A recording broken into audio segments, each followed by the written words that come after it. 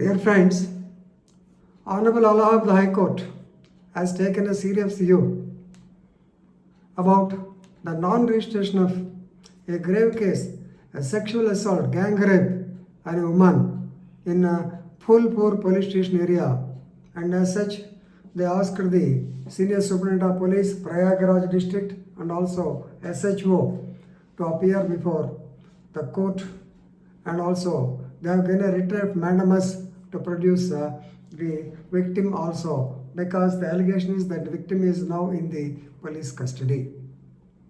Right? So, while disposing the writ petition number 15531 by 2020, filed by the mother of the victim. Please remember, since it is a rape case, we should not disclose the name of the victim. So you can call it as a case of X versus State of UP and two others 2020. Right?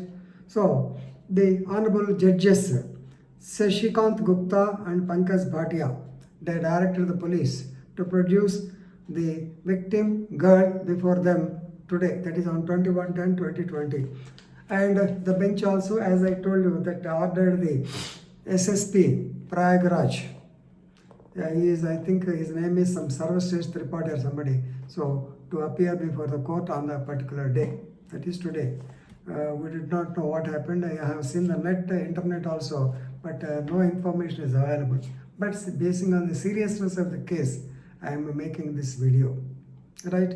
So time and again, not only the court, not only the senior officers, anybody will tell about the registration of cases. As and when a case of cognizable offence is reported before a police station, it is the duty of the officer in charge of the police station under section 154 CRPC to register the case. That too, if grave cases like rape, sexual assault and things, if they are not registered, the SHO is liable. The person will be liable. The police officer will be liable under section 166A of the IPC for failure to record the statement of the victim. But what happened in this case is, let us go into the facts of the case. So, here actually the victim girl alleges that she was sexually assaulted or gang raped. She was raped by 4 people on, most likely she was about 3 months back, that is on 11/7/2020. The allegation is that she was raped, and she wanted to give her up in the Phulpur police station, but they have not taken up the matter. So the mother has sent a representation to the Superintendent of Police on 22/7/20. That is almost after 10 days. She has represented the matter to the SSP Prayagraj. But as usual, SSP forwarded the same to the Sub-Divisional Police DSP, and DSP in turn forwarded the same to the SHO of the same PS, who has kept it in the closed storage, and no case was registered. Ultimately, her advocate, he has filed a writ of mandamus with a direction to the police. He has requested a direction to be given to the police to register a crime. So the matter has actually, they filed the petition on I think on 30/7/2020 itself. But because of this pandemic and other things, it was a bit delay.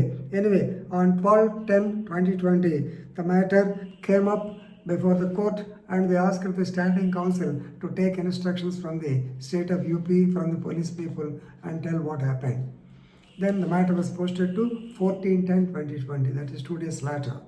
So on 14/2020, the standing council stated that just before that, that is on 13/10/2020, the police registered a case in crime number 461 by 2020 under sections 376D, 392, 328, 504 and 506 IPC of Phulpur PS. And the statement of the victim was recorded on 161 CRPC. The medical examination was also conducted on 14/10/20, and also you may be knowing her statement will be got recorded under 164 CRPC also. This is the reply from the standing council. But the mother, she has filed a personal affidavit before the court that the victim is in the police custody. The police are not allowing the family members even to meet her. So she is requesting for the production of the victim before the court. Right?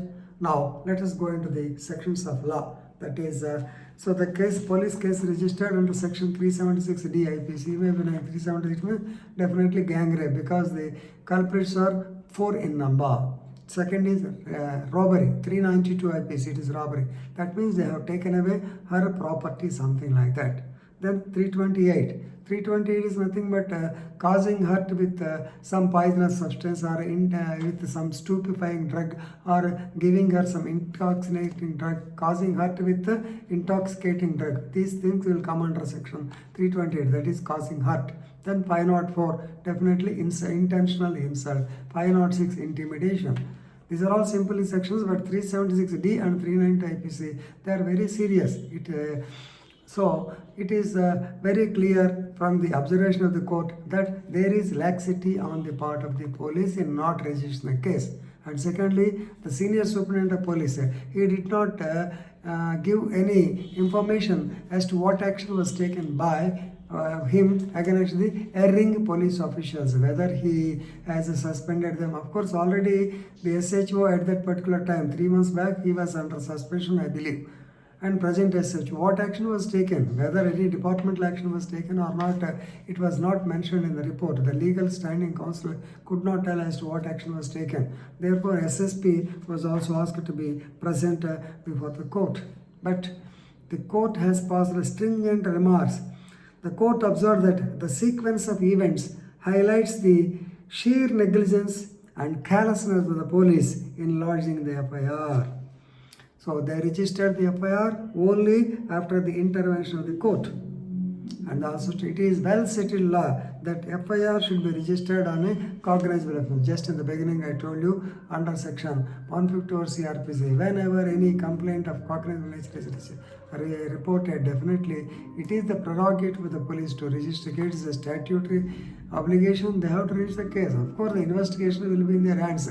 Either they can refer the case, they can say the case is false, they say that the accused cannot be arrested, like that they can tell anything. But it is their fundamental duty to register the case, which they have failed. That's why the very pathetic situation. That's why, moreover, the mother of the victim, Srimati Kunti, she filed a personal affidavit that her daughter was detained from 1610 itself in the police custody, and the police are not allowing to meet her. Of course, the police may say that they wanted to get her statement recorded at 164 CRPC, they have to send for medical examination. Okay, no doubt, but she is a woman, she has to be assisted with somebody.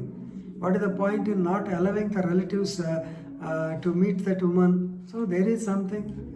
So definitely the court has been very serious about this. So the laxity by the police was not at all explained. The laxity was not at all explained, and no action was taken by the SHO on the SHO. So this laxity will seriously affect the in the prosecution, definitely. When she said that she was raped on 11/7/2020, and when she was sent for medical examination on 14/10/2020, after a period of 3 months, what medical evidence will you get? Nothing. So total medical is gone. Maybe, please remember, in case of heinous offences like rape, normally the medical evidence plays a major part. When that is missing, see how the prosecution is badly affected with the delay in the registration of the case. So definitely, whatever be the reason, maybe a political reason, maybe a social, maybe the victim may be a bad woman, whatever it is, but it is the prerogative, it is the duty of the police under 154 CRP to reach the case where they failed. Even though we are telling 109 and many times, even the senior officers tell them, but still they have. And another point I want to highlight is, see what happens, 154 class 3 says that the victim can send a representation to the SP.